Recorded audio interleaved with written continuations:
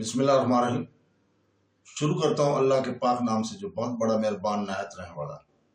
دوستو، بہنوں، بھائیوں، بزرگوں، السلام علیکم ورحمۃ اللہ وبرکاتہ۔ تاریخ اسلام میں سلطان رکن الدین بیبرس کی کہانی کی آج قسط نمبر 54 آپ کے سامنے ہم بیان کر رہے ہیں۔ دوستو، بہنوں، بھائیوں، بزرگوں، بیبرس نے تیزی سے ادھر ادھر دیکھا۔ دبی دبی سی آوازیں آخری حصے میں موجود ایک چھوٹے سے کمرے سے آ رہی تھی۔ وہ چپکے سے آگے بڑھا اور دروازے میں موجود چھوٹے سے سوراخ میں سے اندر جھانکنے لگا۔ اندر جو کوئی بھی تھا وہ اسے واضح طور پر دکھائی نہیں دے رہا تھا۔ اس نے آوازوں پر غور کیا تو معلوم پڑا کہ ان میں سے ایک آواز اس کے ترک استاد اور آقا کی سب سے وفادار غلام ابو خویلد کی ہے۔ دوسری آواز کچھ انجانی سی لگی۔ اس نے بہت کوشش کی کہ آوازوں کا مفہوم سمجھ سکے، مگر اس کے پلے کچھ نہیں پڑ رہا تھا۔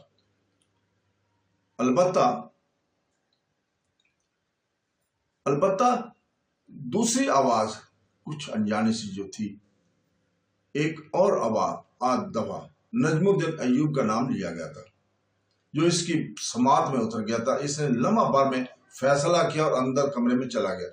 اندر موجود صاحبان چونک کر اس کی جانب دیکھنے لگے۔ شاید بیبرس کی آمد ان کے توقع کے خلاف تھی۔ بیبرس نے تیز نگاہوں سے اس کی جانب دیکھا۔ کمرے میں روشنی زیادہ نہیں تھی۔ دیوار پر آویزاں مشعل کی زردی روشنی میں ماحول کو مزید پرسرار بناتے ہوئے نظر آ رہی تھی۔ ایک چھوٹی سی لکڑی میز کے گرد 3 افراد بیٹھے ہوئے تھے۔ ان میں ابو خویلد کے علاوہ بہاؤالدین ظاہر اور ایک ناشناسا شخص تھا۔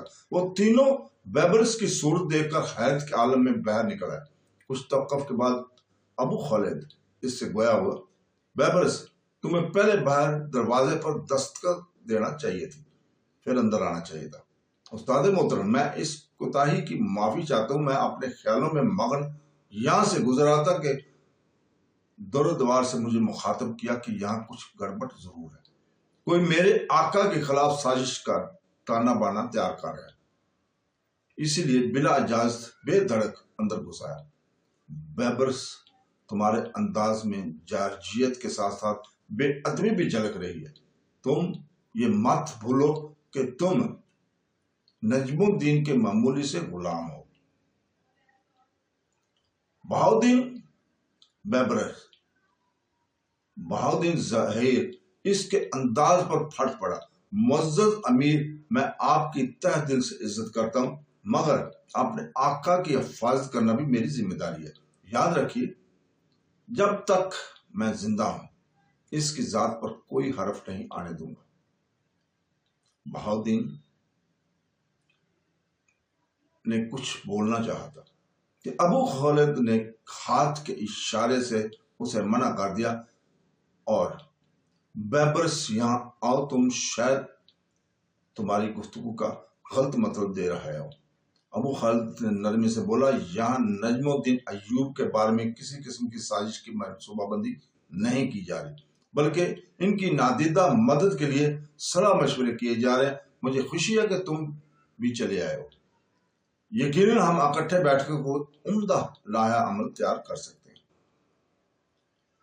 ابو خویلد کے چہرے پر